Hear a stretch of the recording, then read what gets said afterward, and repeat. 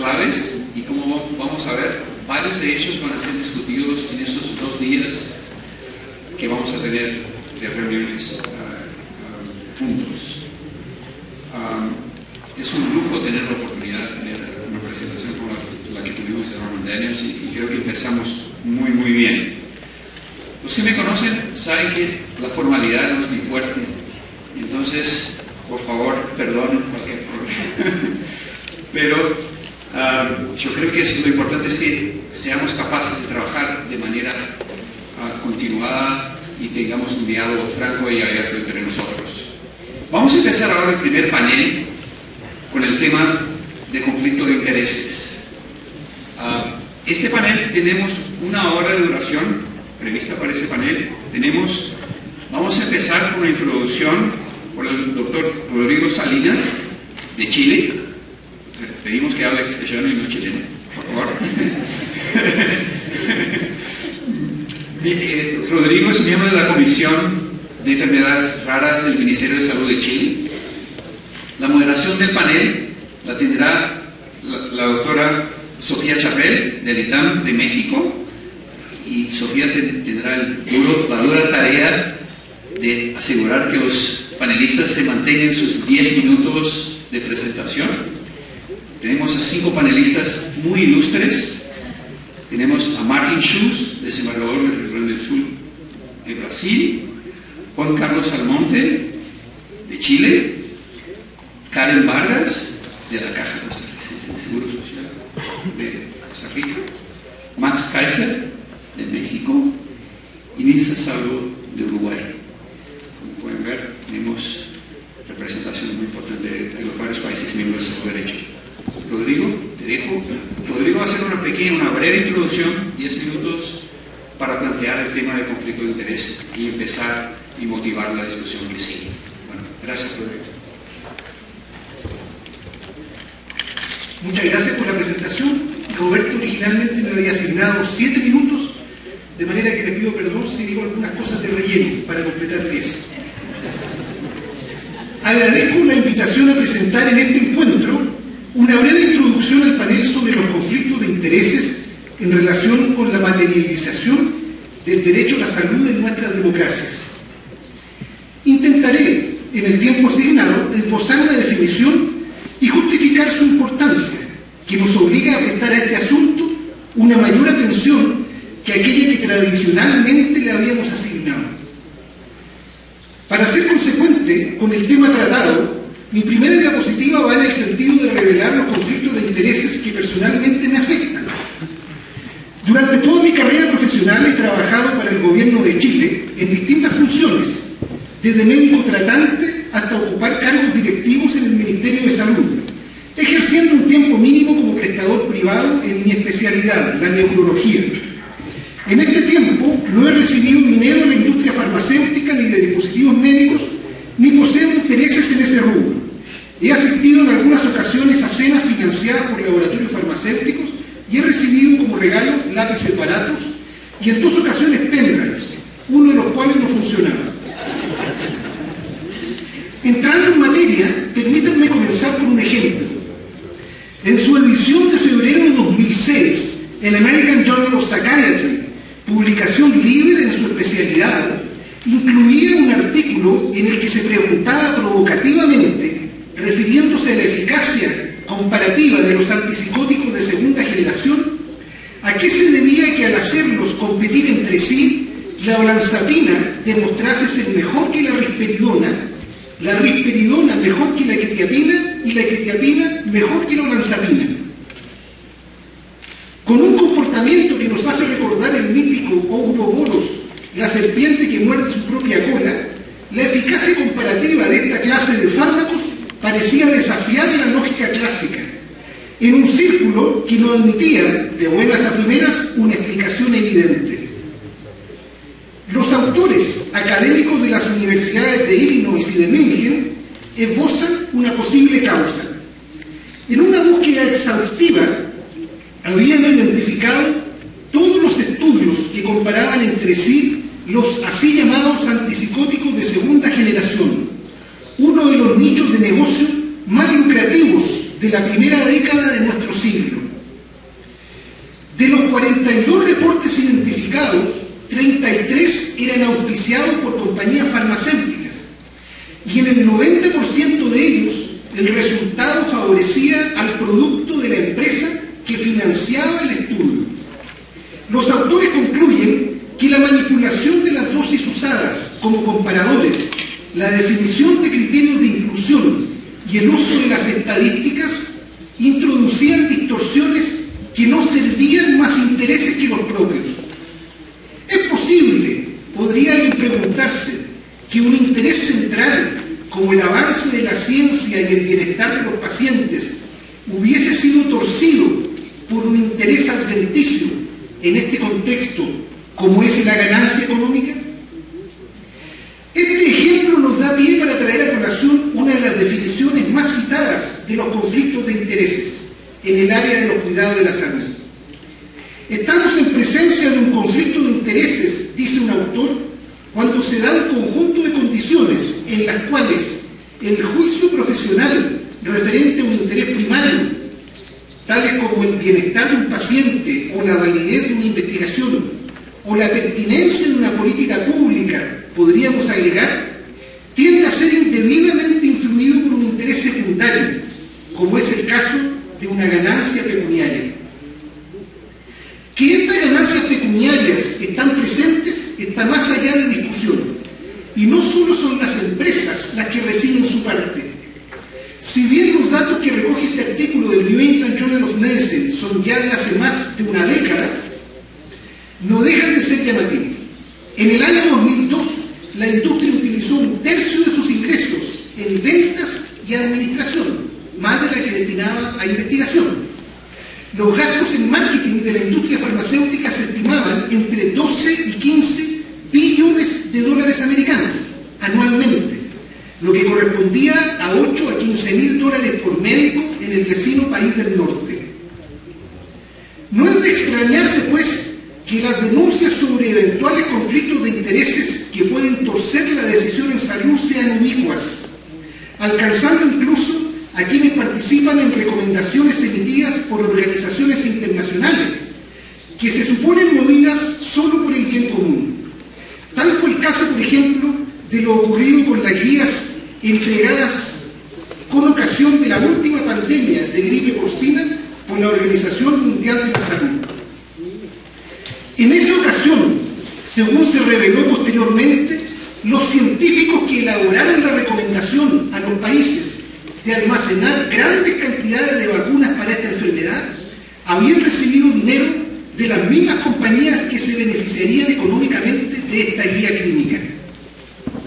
Este ejemplo nos entrega un segundo desafío, el de abordar el mayor impacto que la presencia de estos conflictos conlleva cuando están presentes en el sector público. La Organización para la Cooperación y el Desarrollo Económico, que agrupa a 34 países, entre los cuales se cuentan Chile y México, ha elaborado recomendaciones en este sentido en las que enfatiza la relevancia de su abordaje para los gobiernos. La importancia del funcionario público, señala en este documento, reside en que puede ejercer poderes y funciones entregados por el Estado que tienen la potencialidad de afectar los derechos e intereses de los ciudadanos privados.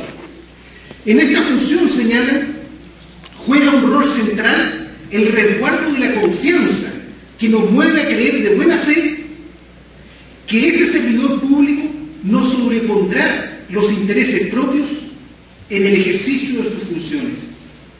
Es por eso que el estándar que debemos aplicar en el ejercicio de la función pública es el de evitar la presencia de conflictos de intereses toda vez que estos se tornen aparentes. Esto es cuando un observador razonable estime que una persona promedio pudiera, aunque no necesariamente ocurra, ver torcida su decisión por un interés secundario. ¿Existe en materia de salud pública, me pregunto, alguna materia en que esta confianza sea más necesaria que en aquellos que participan en los procesos dirigidos a establecer prioridades en la atención de salud, invocando los derechos humanos y el principio de justicia, como señalan los profesores Sofía Gruskin y Norman Daniels en un artículo publicado en el año 2008 en el Public Health, procesos de definición de prioridades que finalmente, señalan los mismos autores, terminarán legitimando decisiones que crearán ganadores y perdedores. Sin confianza, un proceso tan delicado como este nunca contará con el respaldo que es imprescindible para que cuente con aceptación social. La presencia de la más mínima sombra de duda sobre la existencia de intereses secundarios en este proceso, ubicado en la intersección de las funciones del servicio público y de las prestaciones sanitarias, puede terminar quitando la confianza en instituciones que no requieren la presencia de sismos populares tanto en Chile como en México para derrumbarse. Sobre esta materia tratará el panel y la discusión que viene a continuación. Gracias por su atención.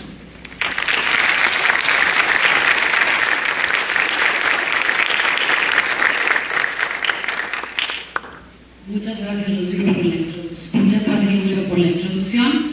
Tiempo récord, vamos bien, comenzamos con Martín Schulze, quien ya fue presentado, entonces nos vamos directo a la presentación.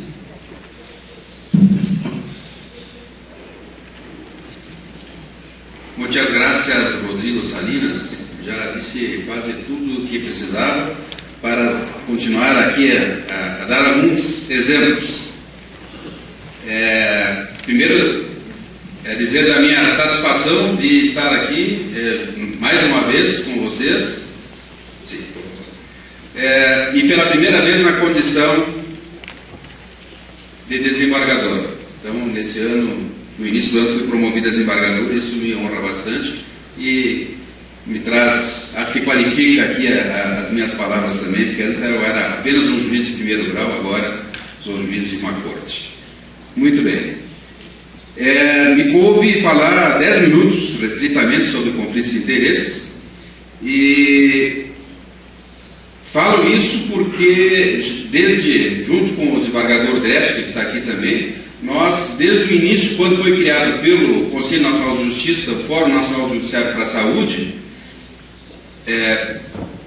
está sendo traduzido o português ou vocês estão me entendendo? Estão me entendendo? Então tá. Posso falar mais devagar se quiser. Nós dirigimos o Comitê Local do Rio Grande do Sul e tentamos enfrentar a questão da judicialização da saúde, que era uma situação muito grave, e nessa relação o que se verifica?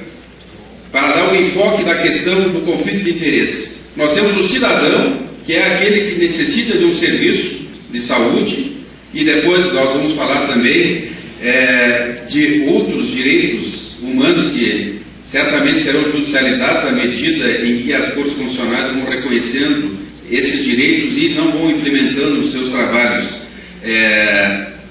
nas suas políticas públicas, e isso está previsto agora na nova Agenda Habitat 3. Vocês vão ver que tem os Objetivos de Desenvolvimento Sustentáveis, as ODS, e ali está incluída, entre elas, a ODS 3, que é a questão da saúde. E se não me falha, a 17 fala no sistema de justiça. Então, nós estamos perfeitamente enquadrados dentro da perspectiva da Agenda Habitat número 3, e essa proposta, a forma que nós fizemos esse enfrentamento do problema da judicialização da saúde se adapta perfeitamente, que é a que nós vamos verificar agora. O que nós temos? Temos um cidadão que ele se relaciona primeiro com um médico, né? Ele precisa de um tratamento, ele vai ao médico, tem uma postulação, e com essa postulação ele vai ou para o gestor público ou por um...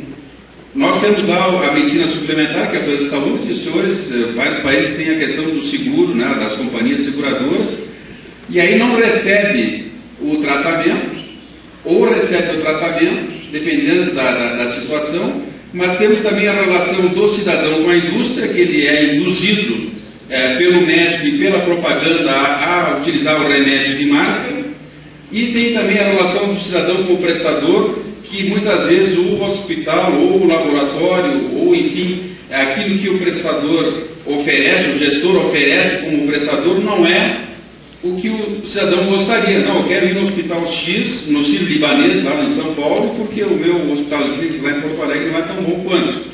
E quero que o governo me pague isso. Né? Então, aí tem toda essa situação de conflitos que são constatados. Então, nós temos um mercado, né, que está árduo, né? Nós reconhecemos que a indústria precisa ter lucro, né? Um hospital precisa ter lucro, mas nós temos que saber qual é o equilíbrio entre, porque nós estamos no nosso enfoque principal aqui, que é o recurso são recursos públicos, dinheiro público. Então nós temos que ter um enfoque de que, sim, a iniciativa privada, quando contratada pelo serviço público, deve ter lucro, sim, mas não exorbitante, não um enriquecimento que nós chamamos de ilícito. Muito bem. E o judiciário é o moderador desse sistema. Aí o que acontece? Qual foi, quando nós começamos o nosso trabalho lá em 2011, a primeira denúncia foi da medicina suplementar, que vocês conhecem como as companhias seguradoras, né? Várias publicações de malversação de óteses e próteses. Qual era a preocupação maior dos planos de saúde? Não era que o custo da ótese ou da prótese era caro, porque era importado, a nacional é melhor, ou a importada é melhor que a nacional. Não, a preocupação era assim, uma cirurgia de coluna precisava 2 pinos, o médico receitava 20 para o plano de saúde pagar, e depois que o cidadão está fechado, o Salinas Remédio sabe bem, ninguém consegue conferir, né, se foram 2 ou foram 20 pinos que foram colocados. E aqui eu tenho um exemplo, assim, já que Salinas deu alguns exemplos, um exemplo assim, o mais mórbido que nós já conhecemos que aconteceu no Rio Grande do Sul. O cidadão foi por uma cirurgia para colocar pinos na coluna, mas quando foi feita a anestesia, ele entrou em choque anafilático, né? E ele morreu, veio a óbito, e o médico continuou, virou paciente. Daí o auxiliar, não, mas o cidadão morreu, não interessa, eu fui pago para colocar os pinos e eu vou colocar. Então isso é um problema ético muito grave. Muito bem, com essa notícia, nós constatamos, de tudo que nós ouvimos, que um conflito de interesses, que o juiz tem nos seus códigos de direito processual, que acredito que dos diversos países seja semelhante, se eu tenho um conflito de interesse, eu devo declarar e me declaro suspeito e saio do processo. Né? Então é isso. Agora, o que nós estamos vendo? Nós estamos vendo uma judicialização de um direito humano, né, que é essencialmente financiado por uma política pública, onde há um conflito de interesse de todos esses elementos que nós já falamos, do médico até, passa pela indústria até o prestador. Muito bem. Então nós temos que analisar qual é a relação que o médico tem com o laboratório, qual é a relação que o médico tem com o prestador, qual é a relação que o médico tem com o gestor. Também nós temos que saber qual é a relação que o laboratório tem com o gestor, qual é a relação do prestador com o gestor, e nisso tudo onde é que fica o juiz. Nós fizemos um treinamento para todos os juízes do Rio Grande do Sul, e o que nós colocamos foi o seguinte: nós todos estamos sendo usados. Isso é coisa que o juiz não gosta de ouvir. Dizer que ele está sendo usado, não, eu tenho a minha autoridade, eu tenho meu conhecimento, eu sei o que eu estou fazendo. Não, você está sendo usado. Por quê? Porque tem um interesse por trás. E aí eu dou um exemplo, que é muito interessante e emblemático até agora recentemente. Quem é médico deve saber, eu não me lembro de cabeça, porque eu guardo coisas de direito e tenho dificuldade de guardar coisas de saúde, mas foi lançado recentemente um remédio novo para combater a hepatite C. Exatamente, soforo duvido. Muito bem. Esse medicamento passou pela Conitec, vocês sabem o que é lá no Brasil, nós temos a Conitec, que é a agência que prevê se o medicamento é viável ou não é viável, se é economicamente viável. Então ele autoriza a entrada do medicamento no país e também decide se entra ou não na política pública. Então, e se não entra, ele diz, olha, não entra porque é muito caro ou porque o efeito não é razoável. Muito bem, mas isso não é o mais importante. Foi aprovado pela Conitec e aí vai para a CMED que é o que faz o controle dos preços dos medicamentos. Lá eles cadastraram o medicamento, a pílula, $1.000, que hoje no Brasil dá um tratamento de 440 mil reais para 28 dias, se não me falha a memória. Mas o governo comprou o mesmo medicamento que autorizou no mercado a pílula, ele comprou o tratamento por 300 reais, que dá mais ou menos uns $100. Isso quer dizer o quê? Está autorizando o mercado a gerar conflito de interesse. Por quê? Porque ele comprovadamente são milhares de pessoas que vão ter necessidade de utilizar o hepatite C, mas o governo comprou só 15 mil tratamentos.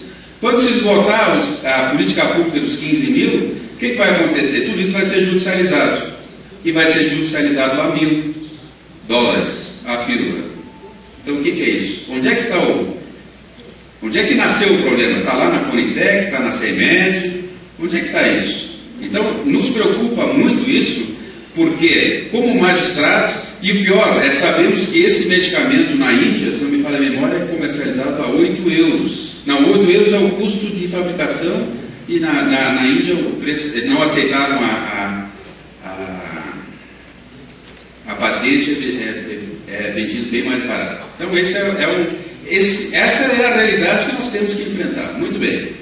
O que nós desenvolvemos? Isso, quem já participou de outros já viu que nós resolvemos. No Rio Grande do Sul nós fizemos uma ação chamada Ação de Planejamento e Gestão Sistêmica. Começou com foco no medicamento, agora tem foco na saúde.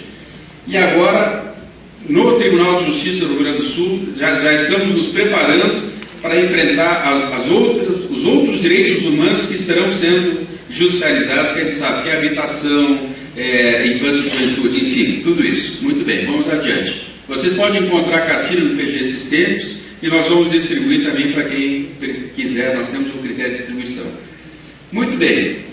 O que nós precisamos para conseguir identificar que existe o conflito de interesse e aonde está aquele conflito de interesse dentro de uma ação judicial?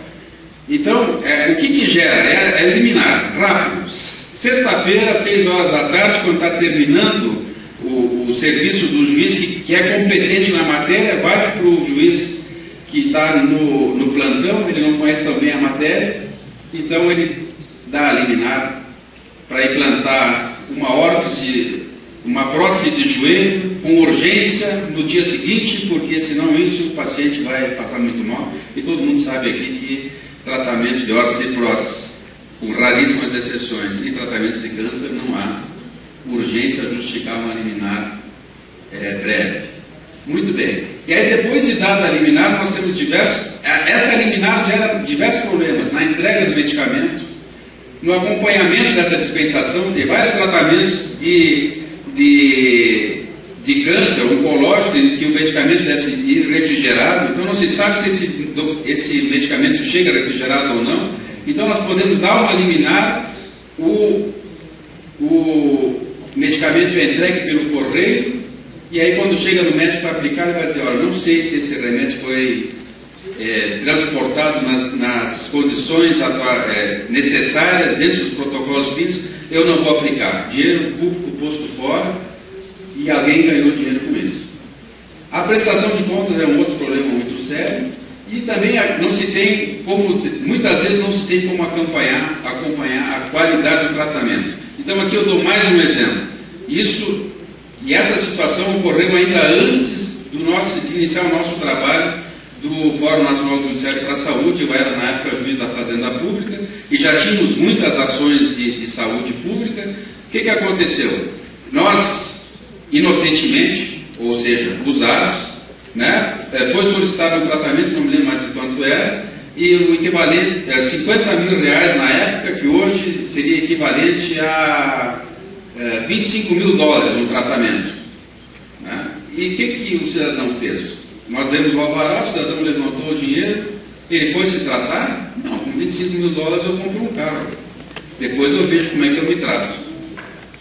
Então, com isso nós aprendemos que nesses tratamentos, nessas liminares, nós temos que dar o dinheiro paulatinamente, de acordo com o acompanhamento do tratamento. Em 2 minutos eu já termino. alguns resultados, com essa nossa ação, o que nós conseguimos. Ali tem 3 anos, está muito pequenininho. O trabalho foi feito especificamente junto à Defensoria Pública. Nós conseguimos que 80% das pessoas que buscam a Defensoria Pública seja resolvido administrativamente, ou seja, no momento que o gestor público age diretamente com a solução, nós diminuímos em muito o problema da questão do conflito de interesse. Muito bem, isso está dentro da cartilha, vocês podem ver. E agora quero chegar aqui na reportagem nacional. Quem acompanha a imprensa nacional, e daí eu já me encaminho rapidamente para o encerramento da minha colocação, vocês devem ter visto a máfia das órteses e próteses, que saiu no Jornal Nacional no início do ano. Quem acompanha a imprensa nacional do Brasil deve ter tomado conhecimento disso. Foi resultado do trabalho lá do Rio Grande do Sul. O que nós fizemos? Com aquela reportagem lá no início que eu mostrei, das órteses e próteses, nós orientamos os planos de saúde a descredenciarem os médicos, ameaça de descredenciar os hospitais, se deixarem que aqueles médicos que estavam identificados como malversadores de recursos dos planos, né, trabalhassem na rede, foi restringido. Na época havia o conhecimento que na Defensoria Pública 98% das ações as liminares eram dadas pelo tribunal. Então, eles migraram para a Defensoria Pública. E lá, então, com o nosso trabalho, a Defensoria Pública começou a exigir requisitos, declaração, como o Dr. Rodrigues falou, de ausência de conflito de interesse, né? O próprio Salinas disse aqui que ele mesmo não tinha conflito de interesse para poder falar aqui, né? Então nós começamos a exigir isso. E o que houve?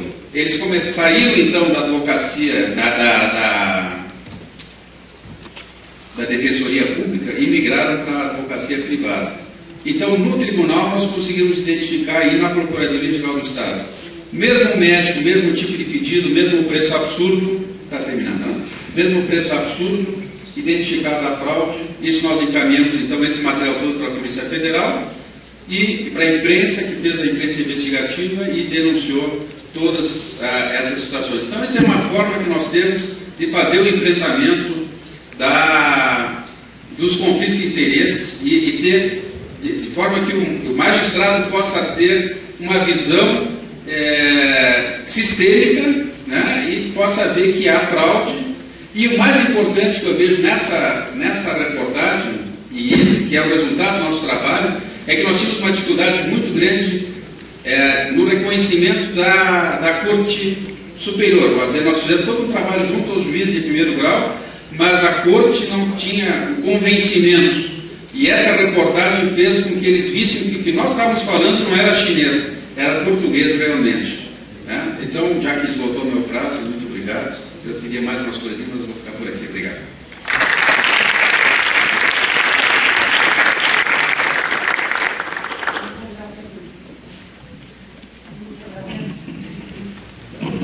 Muchas gracias, Martín, por la presentación. Una disculpa, pero tenemos el tiempo encima, porque es una mesa muy nutrida con muchos ponentes.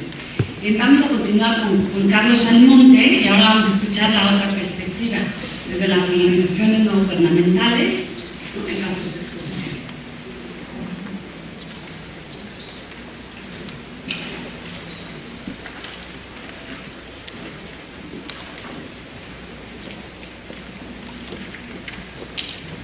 Buenos días a todos los presentes. Quiero partir dando las gracias a la organización de este encuentro por la excelente oportunidad que nos han dado a una organización no gubernamental de poder participar de este debate. Yo represento a Médicos Sin Marca, es una ONG que lleva 4 años funcionando en Chile y cuyo objetivo es el participar y el fomentar el diálogo y el debate en relación con los conflictos que se establecen en las relaciones entre medicina, industria farmacéutica y aquellas industrias también que comercializan distintos tipos de dispositivos médicos. Nuestra organización es una continuación de otras que han aparecido en primer lugar en Estados Unidos, en Inglaterra, en España, y cuyo objetivo ha sido el mismo, poder generar debate al interior primero de la profesión médica, de un tema que ha sido, se podría considerar como un tema tabú hasta hace algunos años atrás, porque implica tomar conciencia y conflictuar un tipo de relación que no se entendía como conflictivo hasta hace poco. En las presentaciones anteriores ha habido ya bastante contexto en torno a los temas que nos reúnen hoy día, por lo tanto no voy a entrar demasiado en eso. Simplemente quería mencionar que hoy día la medicina no está solamente enfocada en buscar soluciones concretas y para mejorar a los pacientes y ver cómo no ejercer daño respecto a ellos, sino que también tenemos este contexto que ya se ha hablado bastante hoy día de recursos limitados, tomando en cuenta una medicina que se ha ido complejizando y se ha ido encareciendo progresivamente, y que por otro lado actores nuevos han entrado en las últimas décadas, en el último siglo, a ser parte del contexto de la medicina. Me refiero particularmente a empresas privadas que producen tecnología de diagnóstico y tratamientos para la medicina y que su objetivo final es poder dar cuenta del desempeño de la firma a la junta de accionistas. Este es una suerte de mapa de los distintos niveles donde se producen relaciones entre la medicina, la salud y la industria farmacéutica y las otras industrias que tienen que ver con la producción de dispositivos médicos, y donde se ha documentado de qué forma los dineros y los recursos que la industria pone en cada uno de estos distintos niveles impacta en el modo como se entiende la medicina, en el modo como se investiga la medicina, en el modo como se pone al día a los prestadores de salud respecto a los avances de la medicina. Y esto de alguna manera yo lo pensaba en relación con una pregunta que le hacía al doctor Daniels de cómo darle un espacio también en este debate a la industria farmacéutica. La verdad que la industria farmacéutica tiene un espacio no formal, en estricto rigor, en cada uno de estos niveles que van desde la investigación, de cómo se investiga hoy día, cuáles son las preguntas que se hacen, cómo se sistematizan los datos y se procesan estadísticamente, qué se publica y qué no se publica, dónde, de qué manera se publica, cómo se sistematiza la información de la innovación en medicina para construir guías clínicas y para transferir esa información a los prestadores de salud a través de las acciones de educación médica continua, cómo existen ciertos personajes como son los líderes de opinión, que son figuras muy codiciadas y apetecidas por la industria farmacéutica para poder llevar de manera persuasiva, digamos, los nuevos elementos que la investigación ha traído y que tiene un efecto muy notorio entre los colegas a la hora de realizar acciones de educación médica continua. Asimismo, los líderes de opinión tienen un rol fundamental a la hora de sentarse en los paneles de expertos que toman decisiones respecto a políticas públicas, diseño de guías clínicas, tanto de diagnóstico como terapéutico. De manera que esto es simplemente para dar un mapa de los distintos niveles donde estas relaciones se producen, que involucran desde personas que están a cargo de políticas públicas hasta el médico clínico que trabaja con el paciente directamente. Los conflictos de intereses lo que hacen es instalar una posibilidad, un sesgo en las decisiones que se toman a nivel clínico, si estamos pensando en el médico, o a nivel de políticas públicas. Estos sesgos son más bien inconscientes y por lo tanto son muy difíciles de asumirlos, y cuando aparecen y empieza a haber información y evidencia de cómo esto ha ido produciendo problemas en la medicina, es recién ahí cuando podemos entrar a dialogar, a debatir y a proponer nuevas formas de abordar este tipo de situaciones. Los conflictos de intereses se ha documentado en medicina que encarecen las prestaciones de salud, aumentan la posibilidad de que la población y los pacientes se expongan a riesgos y a consecuencias negativas de los nuevos tratamientos, contribuye a formular una medicina sobre tecnologizada y farmacocéntrica. Hay bastante evidencia de cómo, por ejemplo, líderes de opinión que trabajan en paneles para decidir los criterios diagnósticos de una enfermedad en el tiempo han ido permitiendo que ciertos criterios diagnósticos se flexibilicen de manera tal de que más pacientes puedan llegar a ser usuarios del medicamento. Hay estudios que muestran en alto porcentaje, más del 60-70% en general, de los comités de expertos que participan tomando este tipo de decisiones tienen conflictos de intereses sustantivos con la industria farmacéutica.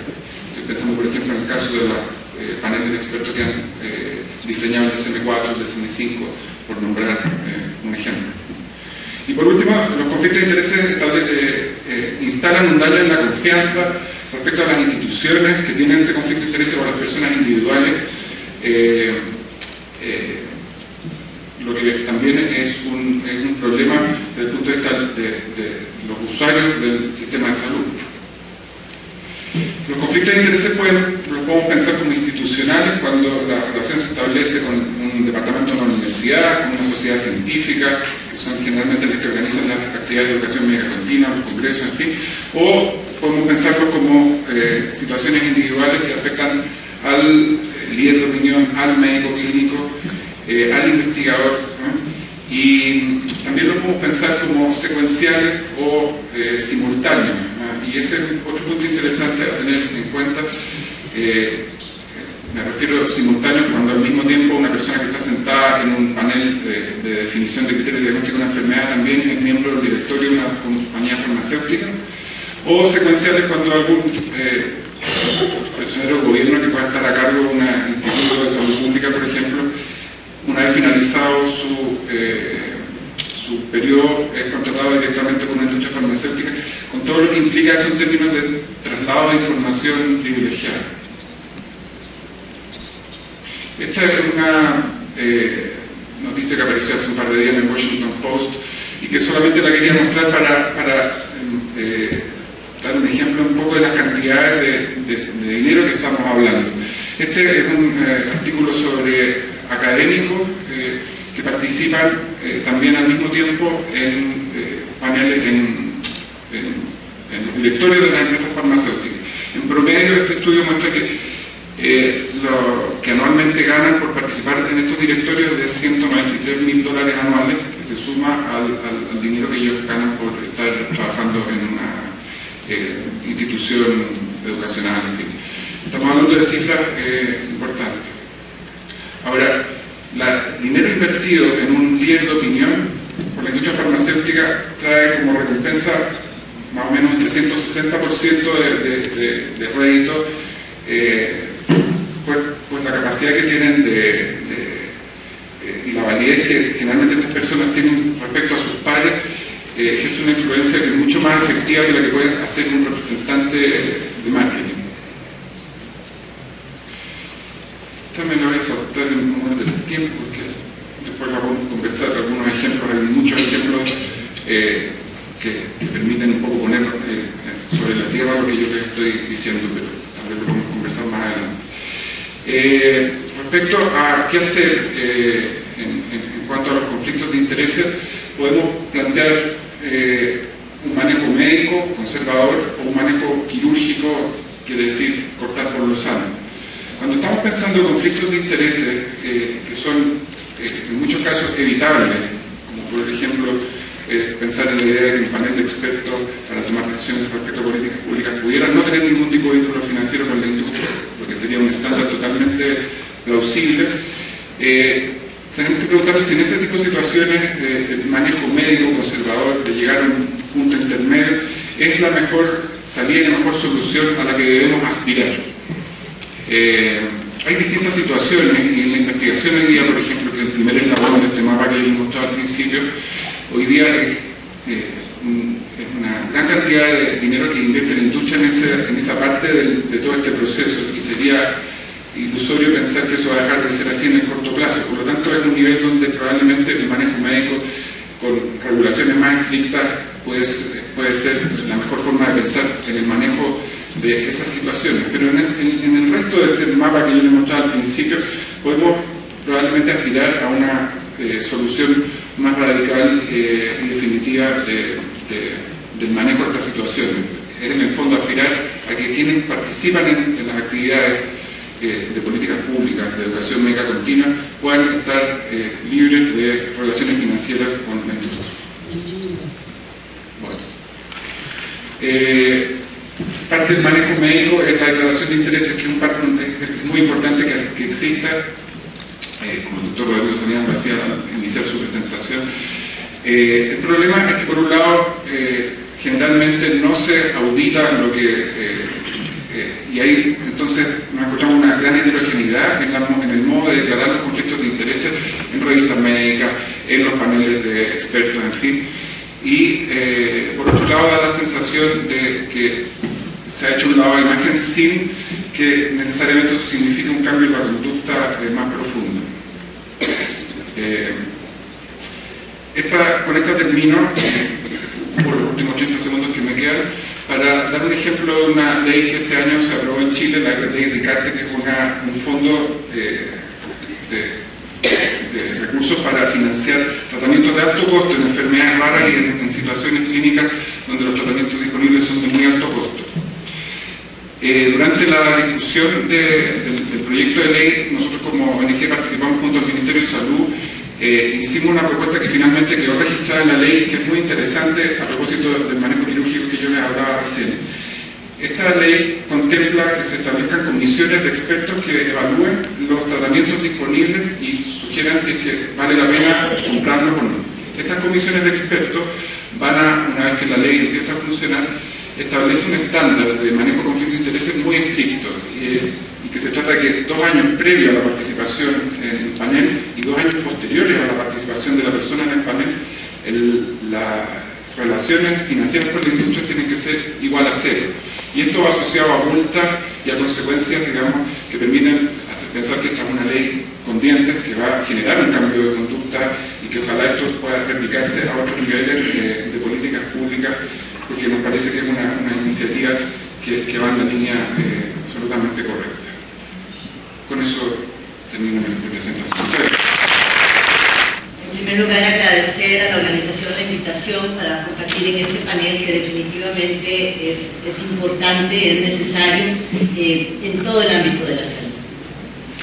Como primer lugar, quiero aclarar que en el caso de Costa Rica, para aquellos que no lo saben, Costa Rica es un país con solo 5 millones de habitantes y una institución como la Caja Costarricense del Seguro Social, con poco más de 55.000 funcionarios, es la única institución en el país competente y responsable por delegación constitucional de brindar la prestación de servicios médicos asistenciales.